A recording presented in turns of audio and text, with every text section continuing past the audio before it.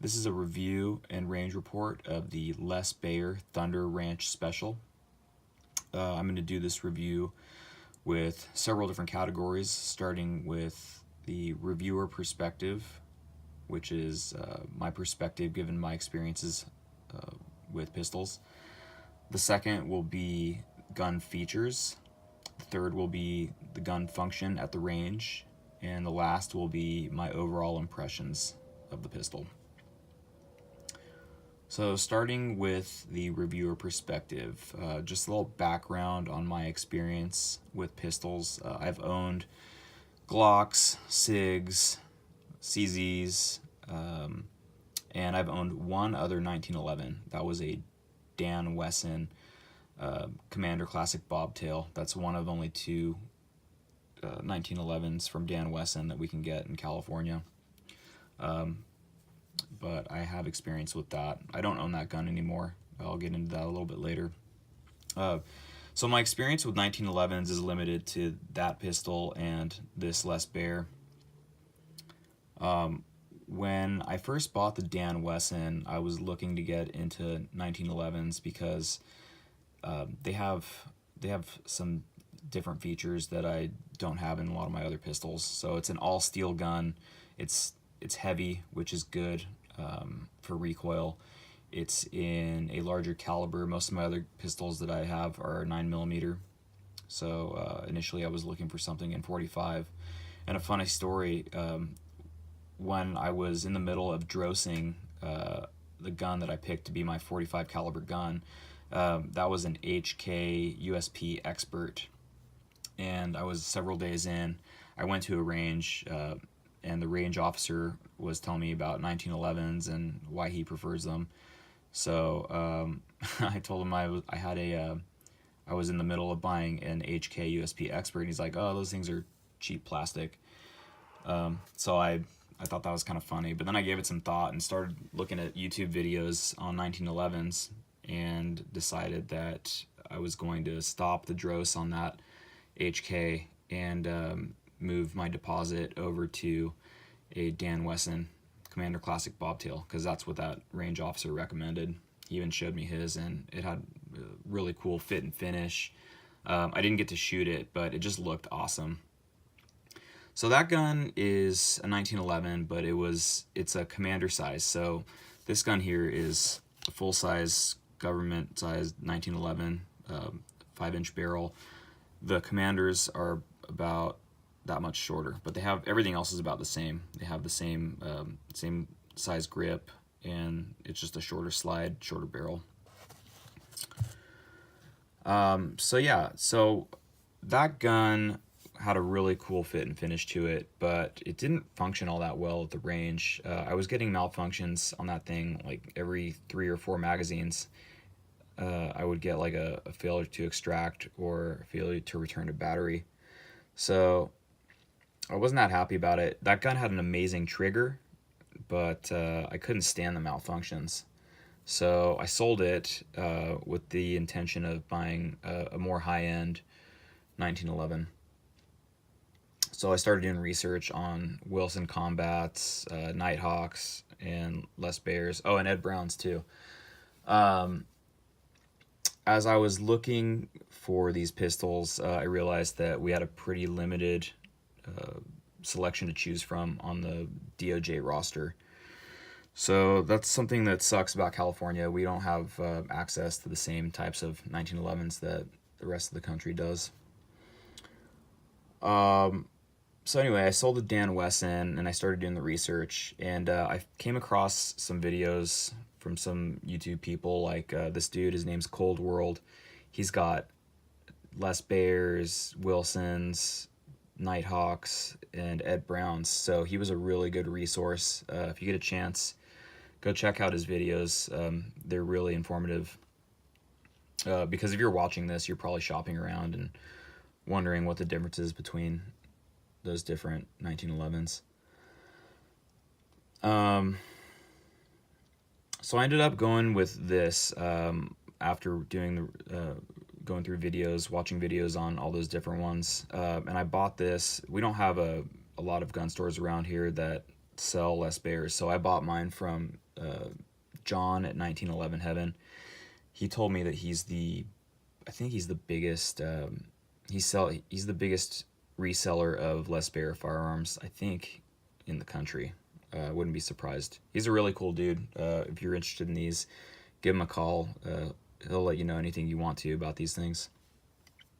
So one of the reasons I picked this before shooting it was that it looks awesome. I mean, it's got a very classic look to it, just like your Springfields. The Nighthawks are a little bit, in my opinion, gimmicky.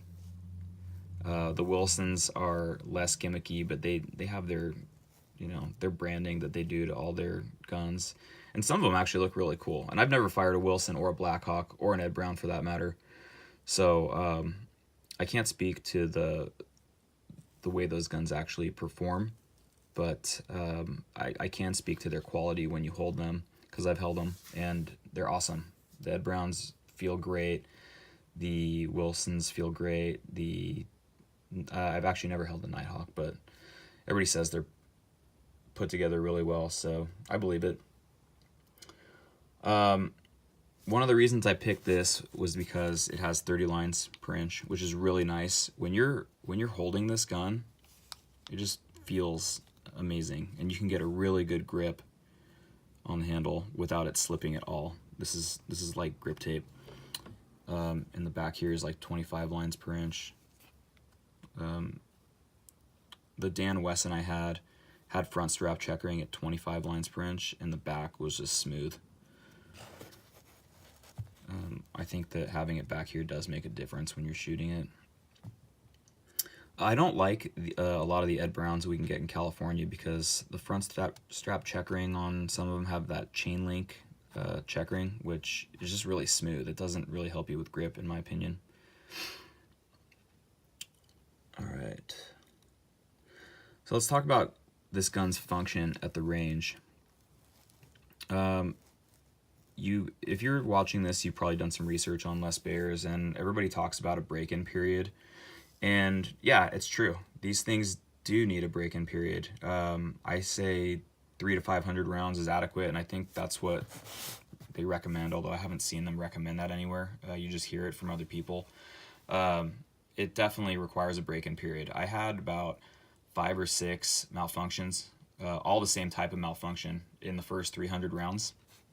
They were all failure to return to battery, but after that, after 300 rounds and having those malfunctions, I haven't had a single malfunction since then. I have 1,000 rounds through this pistol, and I just cleaned it for the first time after 1,000 rounds. I purposely waited 1,000 rounds to clean it, because I wanted to see if I was going to get any more malfunctions, and I haven't. So this thing feels really reliable at this point. But there's definitely a break-in period. I don't think that Les Baer disputes that either. I'm pretty sure that they recommend you break this thing in. I think I even read it in the documentation that I got. This thing comes in a cardboard box with paper that everybody that worked on it signed, and a Les Baer patch. If you're watching this, you probably watched some of the other ones, and you'll see the way it comes. And it comes drenched in CLP. So on my first range trip, I discovered that as opposed to my Glocks, which take a 6 o'clock hold, this thing takes a center hold. So the first magazine, I was shooting straight and had great groups, but I was shooting just below the target. So my second and third magazines look like this. That's 2 magazines at 15 yards. And this is one of those 25-yard slow-fire pistol targets. You've seen these. So I was really happy with that. This is the second one. Same thing, pretty much. 15 yards, 2 mags, all pretty much through the same hole. This gun is by far the most accurate pistol that I've ever shot. By far. It's more accurate than I am. I would consider myself an average shooter. I primarily target shoot, and that's the reason I bought this gun, was for target shooting. and it's amazing. I've never shot better with any other gun.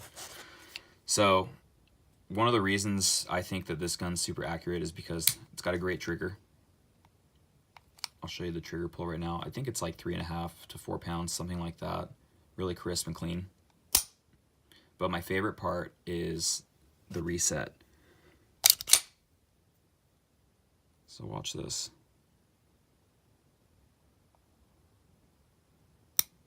That is insanely short. I don't know if all 1911s are... Actually, I know all 1911s aren't like that because my Dan Wesson wasn't that short. It was short, but not that short.